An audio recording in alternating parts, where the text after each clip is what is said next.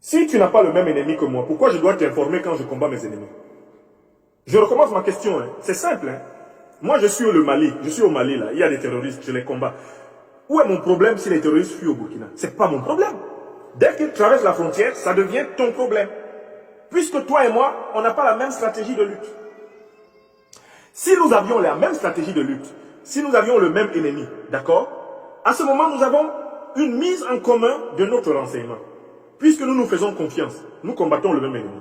Mais comme on n'a pas tout à fait le même ennemi, puisqu'on n'a pas tout à fait le même renseignement, puisqu'on n'a pas tout à fait les mêmes objectifs et on n'a pas les mêmes partenaires géopolitiques, si moi je me mets à te donner des renseignements sur ce que je fais dans mon sol, ça va servir contre moi. Je ne sais pas dans quelle main l'information que je vais te donner va se retrouver. Il s'ensuit que si les trois premières conditions que j'ai citées ne sont pas remplies, le Mali n'a aucun intérêt à informer le Burkina de ce qu'il va faire au Mali. Là va s'appliquer le principe de la frontière. Les terroristes attaquent le Mali les combat. S'il fuit au Burkina, ce n'est pas son problème. Ça devient le problème du Burkina. S'il fuit au Niger, ce n'est pas le problème du Burkina, ça devient le problème du Niger. S'il fuit en Côte d'Ivoire, ce n'est pas le problème du Niger, ça devient le problème de la Côte d'Ivoire. S'il fuit, quand on n'a pas la même définition de l'ennemi, quand on n'a pas une confiance transfrontalière, quand on n'a pas une volonté commune d'émancipation du continent, on ne peut pas aspirer au partage équitable et total de l'information. Écrivez ça. Écrivez.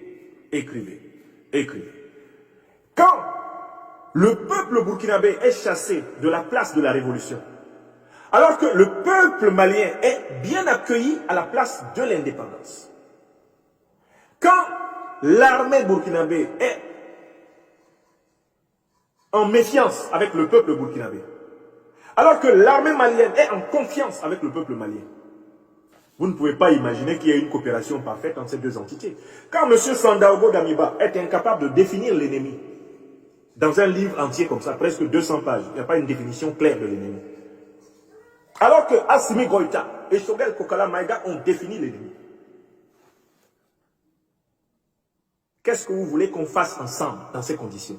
En tant qu'intellectuel politique, en tant qu'analyste politique, ce sont ces questions que je voulais mettre à votre disposition. Et je voudrais dire à mes frères et sœurs burkinabés de demander à leur gouvernement de répondre à ces questions. De demander à Paul-Henri Sandaogo Damiba de répondre à ces questions. Monsieur Sandaogo Damiba, qui est notre ennemi, nous au Burkina? Est-ce qu'il est différent de l'ennemi des Maliens? Nommez-le clairement. 2. Monsieur Sandaogo Damiba, est-ce que nous pouvons combattre notre ennemi en nous appuyant sur ceux qui l'ont rendu possible? Répondez à ça. Le peuple burkinabé doit poser cette question à Paul-Henri Sandaogo Damiba. Est-ce que nous pouvons combattre les terroristes en nous appuyant sur ceux qui leur ont permis d'entrer et qui utilisent leur entrée pour demander l'installation de leur base militaire sur le golfe de Guinée? Est-ce que nous pouvons faire ça? Le peuple burkinabé doit poser cette question à Paul-Henri Sandaogo Damiba.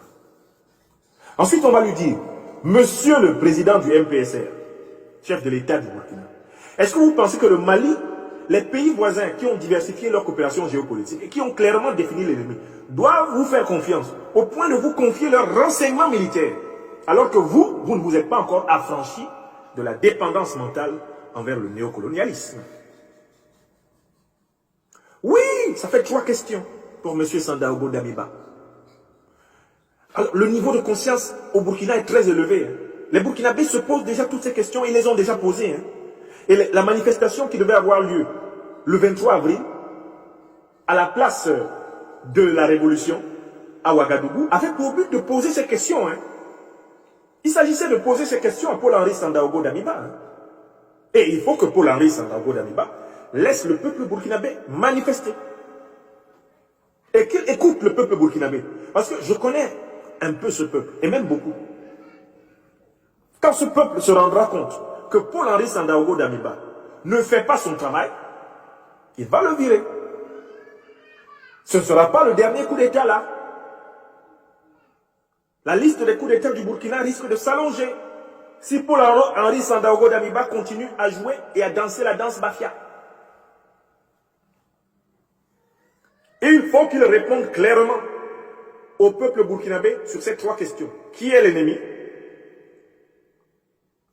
Peut-on combattre l'ennemi en s'appuyant sur ceux qui l'ont rendu possible? Question numéro 2. Troisièmement, pouvez-vous compter sur des pays qui, eux, ont clairement défini l'ennemi pour nous aider à combattre l'ennemi que nous n'avons pas clairement défini? Voilà. Donc pour moi, il ne peut pas y avoir de coopération militaire efficace entre le